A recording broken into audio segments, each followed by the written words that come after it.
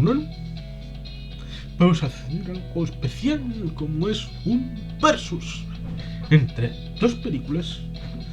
Y se lo dedico a mi amigo Alberto Pleguezuelos Ginel, a quien le gusta mucho una de las dos películas y es fan de la cultura en la que se sustenta la otra. Estamos hablando de dos películas sobre viajes en el tiempo.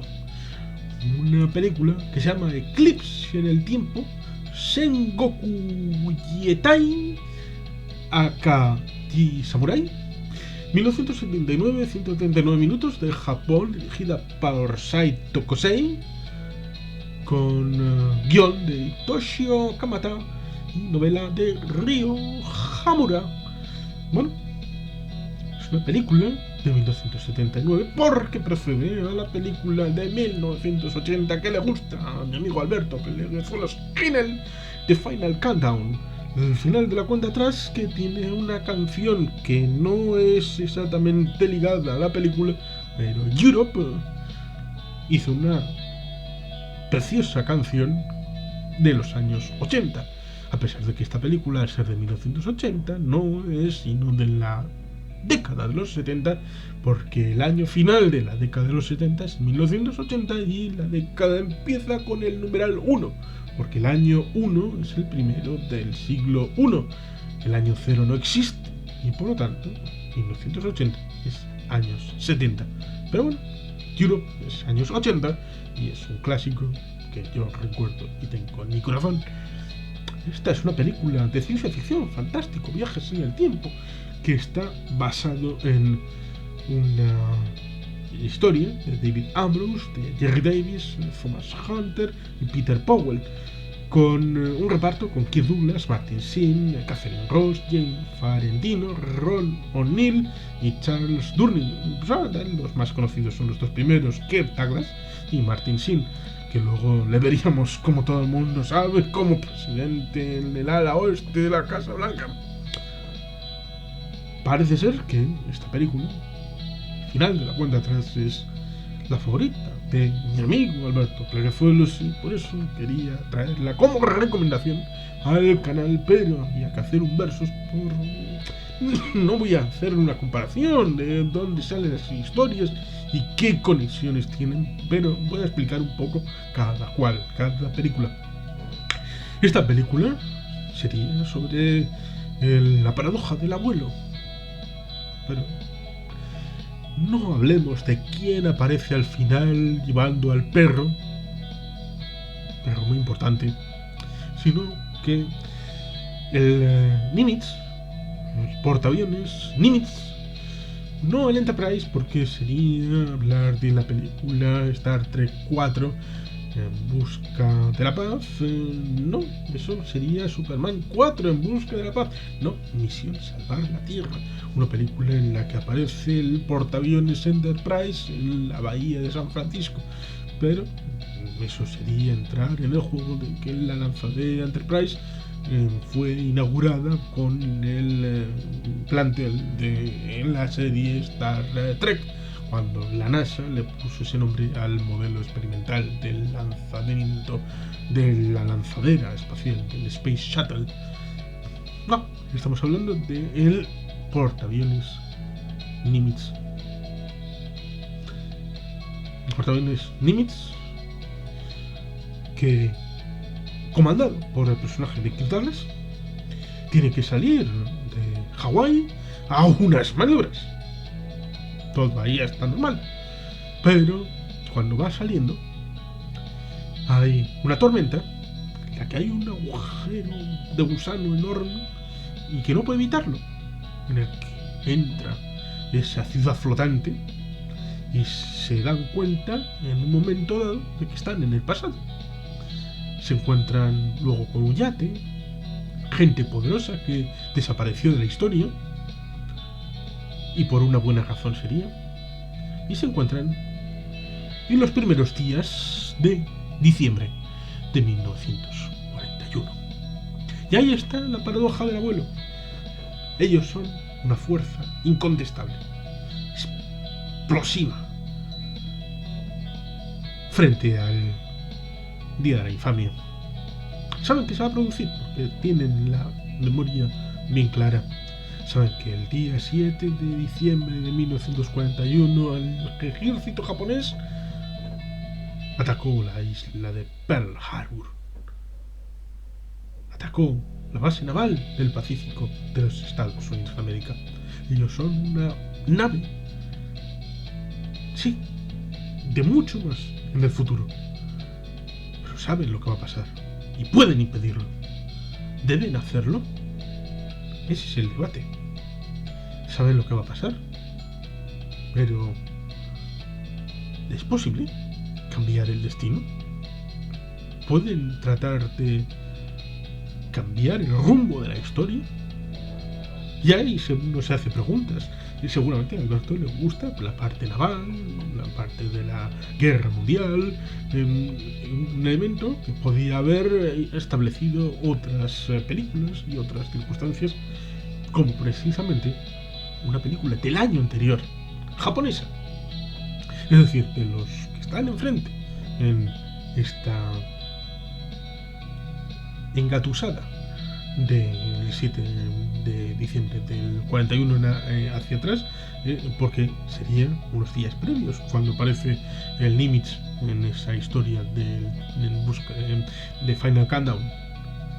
Bueno, en la película de Japón de 1979, Eclipse en el tiempo, que el final de la cuenta atrás dura 105 minutos, Eclipse en el tiempo dura 139, es un poquito más larga, tendríamos un batallón de soldados del ejército japonés de, los años 50, pongamos, no parece mucho más allá, 50, 60, después de la guerra de Corea, más o menos, en el que están de maniobras también.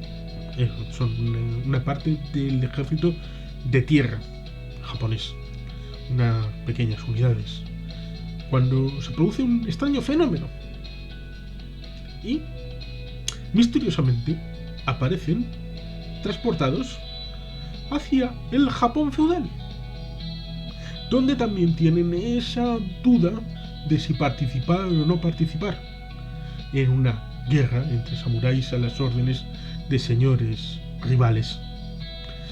Y está la circunstancia de esta película, olvidada incluso por la gente a la que le gusta The Final Countdown o le gusta el tema de los viajes en el tiempo.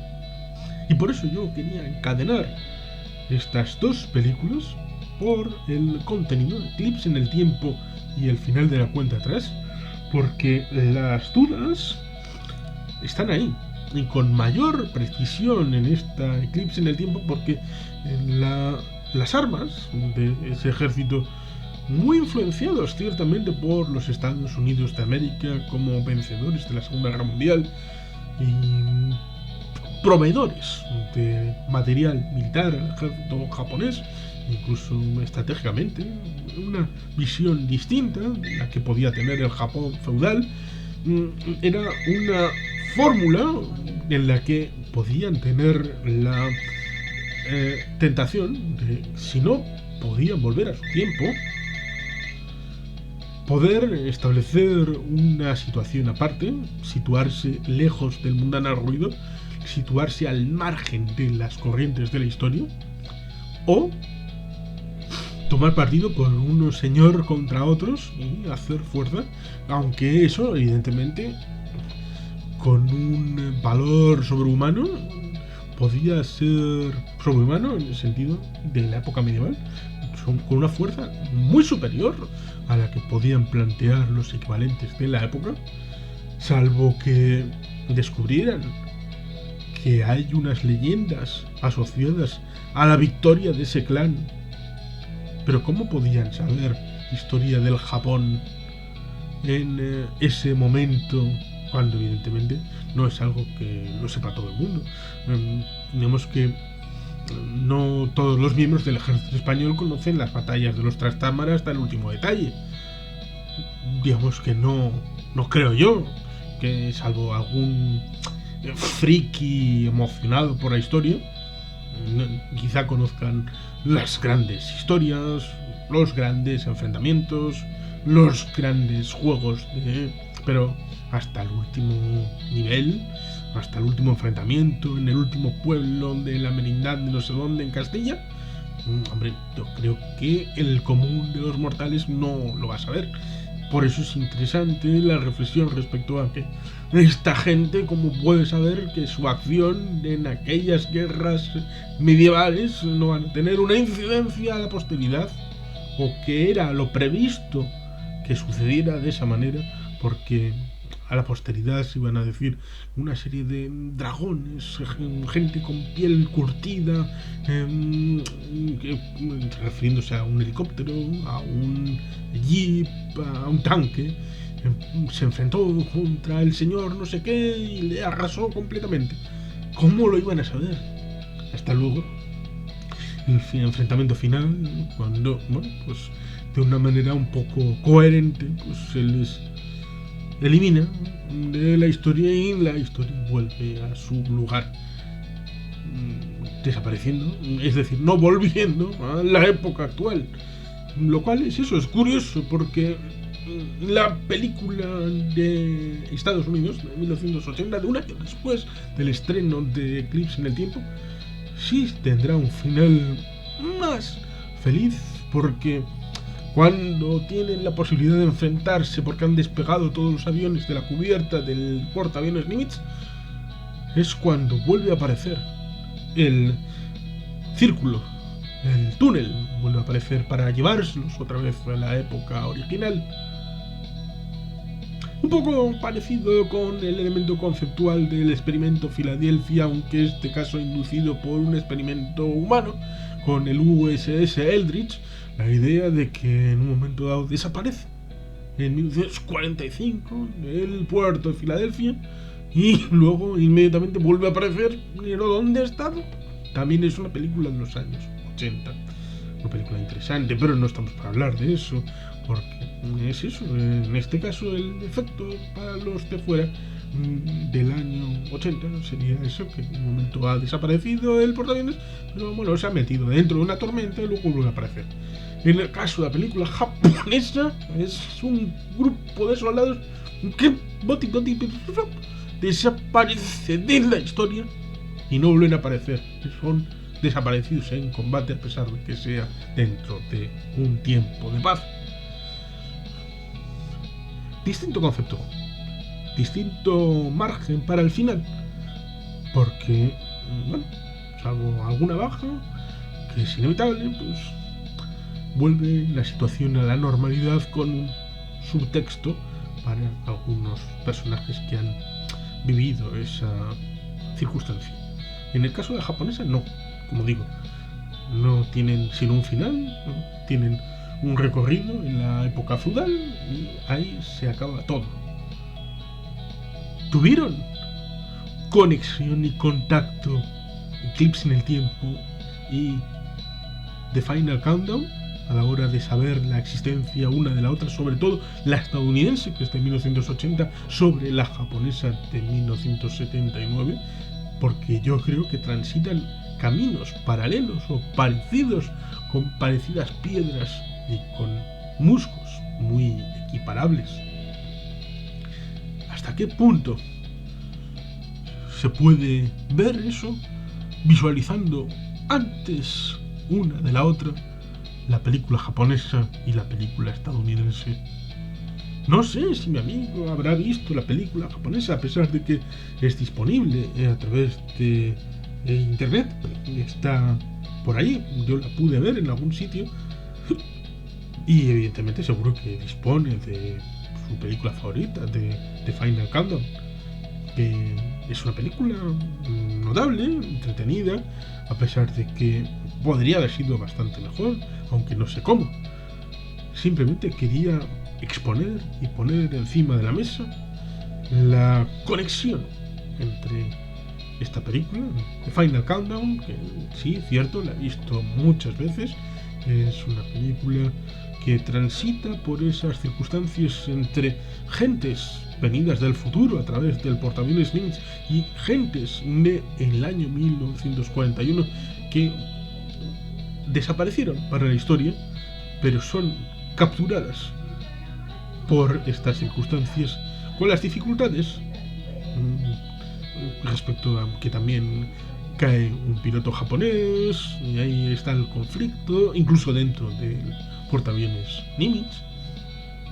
Porque claro, cuando le hablan del portaaviones Nimitz a alguien de 1941, oh sí, Chester Arthur Nimitz, le han dado un portaaviones a alguien que está vivo, los nombres de los barcos que da después de la muerte del Interfecto, ya sea el Carl Vinson o el George Walker Bush o el JFK, que tiene el presidente tiene un nuevo portaaviones a punto de ser desplegado.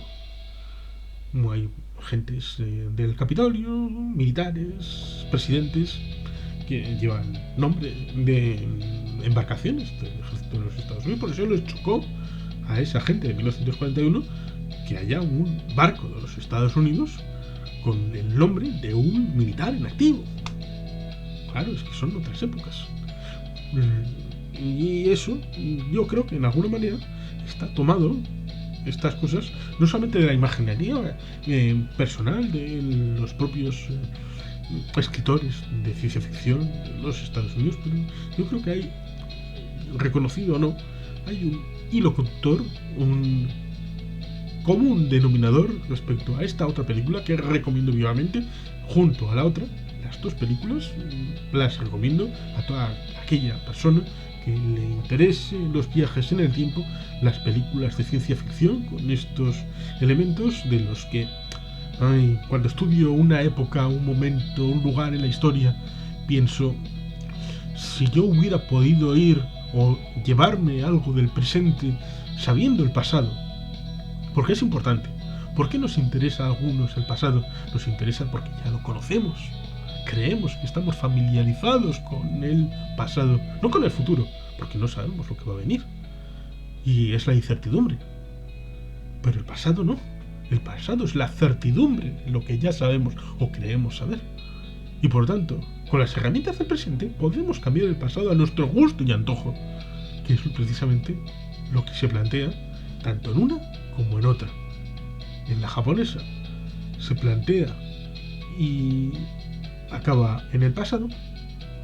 En la estadounidense se plantea, pero el propio instrumento que permite y facilita esa posibilidad luego recula y en el momento en el que van a atacar en un ataque preventivo contra la escuadra japonesa, tienen que replegar velas, tienen que volver a aterrizar el portaaviones para poder volver a pasar el túnel y volver a la época actual, es decir, a cuando se estrenó la película, a 1980.